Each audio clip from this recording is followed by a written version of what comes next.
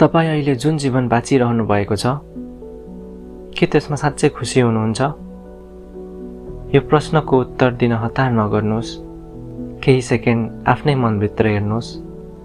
हामी मध्ये धेरैजसो मानिस बिहानदेखि बेलुकासम्म दौडिरहेका हुन्छौँ। राम्रो जागिरका लागि, धेरै पैसा कमाउनका लागि, ठुलो घर बनाउनका लागि, अरूभन्दा सफल देखिनका लागि। हामीलाई लाग्छ अझै यो पाएपछि म खुसी हुन्छु। तर जब त्यो कुरा पाउँछौ, केही समयपछि फेरि अर्को चाहना जन्मिन्छ। यही कारणले धेरै मानिससँग सबै कुरा भएर पनि मनमा शान्ति हुँदैन। साथीहरू, जीवनमा चाहना हुनु गलत होइन, सपना देख्नु पनि गलत होइन। तर यदि खुसी केवल भविष्यमा मात्र राख्यौँ भने आजको दिन कहिल्यै खुसीसँग बाँच्न सक्दैनौँ। धेरै पैसा भएका मानिसहरू पनि कहिलेकाहीँ तनावमा हुन्छन्। सबै कुरा भएका मानिसहरू पनि किन शान्तिसँग सुत्न सक्दैनन्? किनभने खुसी बाहिर होइन, हाम्रो मनभित्र हुन्छ। हामी सानो कुरामा पनि खुसी हुन सक्छौँ। बिहानीको ताजा हावा, परिवारसँग बिताएको समय, साथीको मुस्कान, कसैलाई गरेको सानो सहयोग वा आफ्नो मन शान्त भएको अनुभूति। जीवनमा दुःख पनि आउँछ, असफलता पनि आउँछ, तर ती सधैँका लागि हुँदैनन्।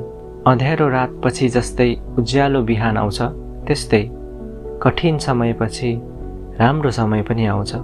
साथीहरू, खुसी किनेर पाइँदैन, खुसी तुलना गरेर पनि पाइँदैन। खुसी त आफ्नो मनलाई बुझेर, स्वीकार गरेर र प्रेम गर्न सिकेर पाइन्छ। हामी धेरै जस्तो समय आफूले नपाएको कुरामा ध्यान दिन्छौँ, तर आफूसँग भएको स्वास्थ्य, परिवार, साथी, समय र अवसरको मूल्य नै बिर्सिन्छौँ। कल्पना गर्नुहोस्, यदि आज तपाईँ स्वस्थ हुनुहुन्छ भने त्यो ठुलो उपहार हो। यदि तपाईँका आमा बुबा, दाजुभाइ, दिदी बहिनी वा साथीहरू तपाईँको साथमा छन् भने त्यो नै ठुलो धन हो। यदि तपाईँले कुनै नयाँ कुरा सिक्ने अवसर पाउनुभएको छ भने त्यो नै खुसीको कारण हो।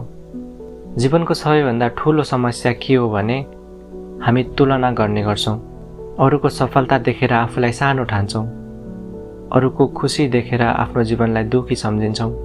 तर हामी एउटा कुरा बिर्सिन्छौँ, हामीले अरूको जीवनको केवल राम्रो भाग मात्र देखिरहेका हुन्छौँ। उनीहरूले भोगेका भोगाई, सङ्घर्ष, आँसु र पीडा भने देख्दैनौँ।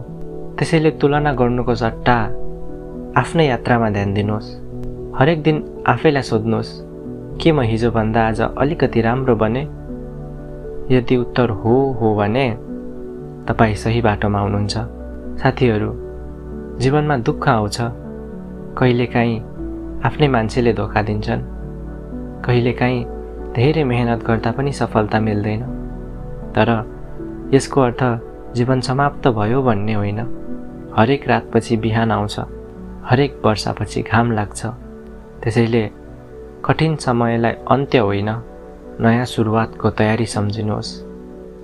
याद राख्नुहोस्, खुसी किनेर पाइँदैन, खुसी अरूभन्दा ठुलो बनेर पनि पाइँदैन।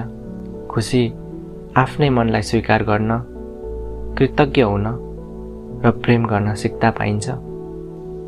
अन्तिममा एउटा कुरा भन्न चाहन्छु, जीवन छोटो छ, त्यसैले धेरै चिन्ता होइन, धेरै माया बाँडौँ, धेरै घृणा होइन, धेरै क्षमा गरौँ, धेरै तुलना होइन, धेरै कृतज्ञ बनौँ। त्यहीँबाट साँचो खुसीको यात्रा सुरु हुन्छ। धन्यवाद।